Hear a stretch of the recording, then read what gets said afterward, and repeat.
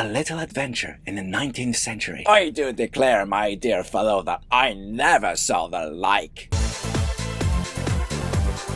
The big talk this week is, of course, Rogue, this enigmatic bounty hunter who the Doctor has fallen for hard. Ah oui, we French, we call this le coup de foudre, because it hits you so suddenly and stops you in your tracks, changing your life forever. Hold on. Isn't Doctor Who supposed to be a family show? This burgeoning, intense love between these two was pretty surprising to me. Seriously? This isn't the first time the Doctor's been smitten over the years. That's right. The oldest relationship I can think of was between the Fourth Doctor and Romana. That may well be, but there were no overt displays of affection between those two. This big a family show, I don't believe the Doctor kissed anyone until Grace Holloway at the end of the Doctor Who TV movie. You're right, I do believe this was the first on-screen kiss. He's actually become more open to relationships since the 2005 revival. And that began with his very first companion, Rose Tyler. Not with the Ninth Doctor, mind. It's with the 10th that these two hit it off. Except this was again unrequited. She only kissed the human clone of the Doctor in Journey's End, not the genuine article. Time Lords are just too uptight for that sort of thing. Well, back then. But that doesn't mean the Doctor doesn't feel for others. Take Madame de Pompadour, for instance, in the excellently weird, gruesome, scary, and heartbreaking The Girl in the Fireplace. She fell in love with him. He saved her. She waited for him. And he returned too late. Ah, so very sad. What about Joan Redfern? From the spooky two-parter Human Nature and Family of Blood? Well, that's a tricky one, because the Doctor was human with no memory of his former existence when they fell for each other. Yet he still remembered her once he changed back, even asking a descendant of hers years later if she had been happy. So he definitely felt something for her. He did. The 10th Doctor had so many heartbreaks. Didn't stop him from marrying Elizabeth I and ruining the history books. I have a feeling this one started out more as a joke, until they solidified it into canon more fully during the 50th anniversary episode. The one where the Doctor proposed to her because he thought she was a shape-shifting Zygon? Yeah, only for the reveal to be that the Zygon was actually his horse. Classic. And of course, there's River's song. Okay, hold on. About her. You all know I love River's song. I love the idea of meeting someone out of sync. I love her entire story. But her marrying the 11th Doctor? Now, I thought Matt Smith was great and all, but he was more of an awkward court jester, frankly. Do you even think they had sex? I have a feeling their relationship was purely platonic. Okay, maybe not with the 11th, but she did spend one last night with the 12th, and on that fateful planet, one night lasts 24 years.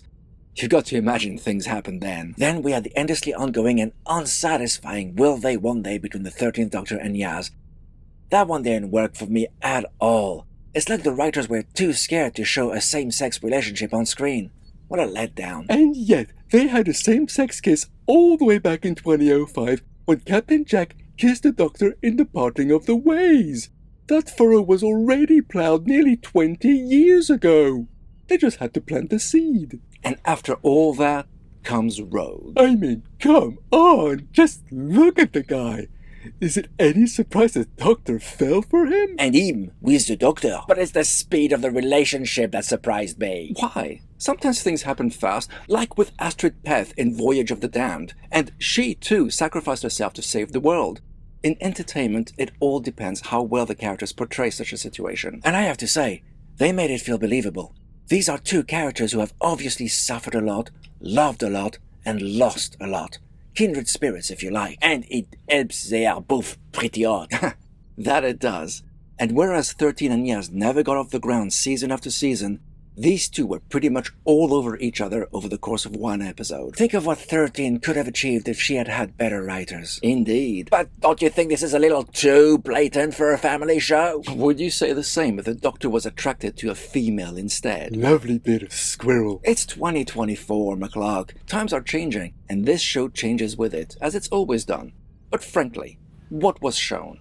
Two people connecting on a deep level by talking. Two people dancing. One proposing as a ploy to unmask this week's bad guys, holding hands, and one passionate yet closed-lipped kiss. The Doctor's quite different too. More energetic, more fun, less burdened by the past. Mon Dieu, has the Doctor been burdened by the past up to now?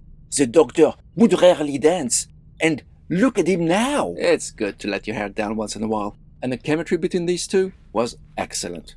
Yes, it was fast, but it still felt believable. Like when you meet your soulmate and somehow, you know. Some enchanted evening. So, anyway, about this adventure. It takes place on Earth in the past. 1813 to be precise. Where shapeshifters are killing the aristocracy. So they can indulge in a bit of cosplay. That's pretty much the whole plot. It's a weird kind of thread, though. From a desire to experience life as various people, their aim was to essentially set the world ablaze for the lulz. I think the main point of it all was to have fun, and fun we had. Mostly thanks to the chemistry between the Doctor and Rogue, but I must admit it was disappointing that yet again, the Doctor and Ruby were separated for most of the story. It did feel odd that he referred to her as his best friend. Okay, they do work well together, but they haven't been together that long. I think it's clear by now that this Doctor isn't afraid of his emotions, so he expresses them more quickly than his previous incarnations. If you like shows like Bridgerton, you'll enjoy the period costumes, the secret desires, the scandals. It's a fun romp, and there's no deep meaning to ponder on or get frustrated by, unlike the last few episodes. This is just a popcorn adventure, and there's nothing wrong with that. And the psychic paper's back. I was wondering where that had gone. Hadn't seen it all season. And there were some good speeches too, like when the Doctor refers to the people he and Rogue have lost over the years. We have to live each day because they can't.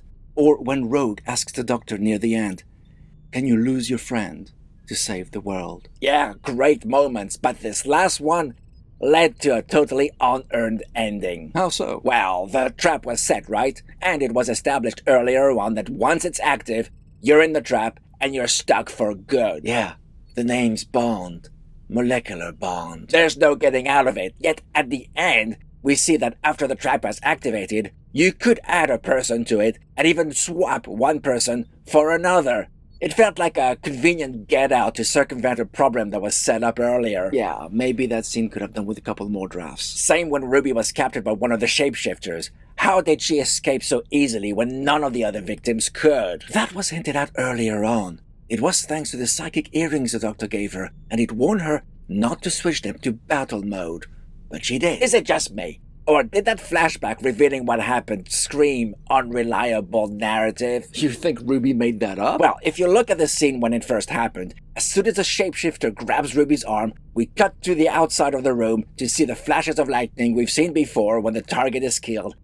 But the flashback doesn't show that. It could be nothing, or it could be everything. Or it could be a typical play with time in the editing room to make you think something happened which didn't. And the Rogue, he is gone. I sure hope we'll see him again. He's definitely a Jack Harkness 2.0, only much more intense and mature. We can't not see him again, right? Only time will tell. In any case, while this story certainly had flaws, I enjoyed the ride nonetheless. And I love the music. Both the incidental one with all the violins to push the emotion, merged with all the modern ones thrown in. I'll tell you something for nothing. It was definitely better than the Acolyte. Oh, will we be chatting about that one soon?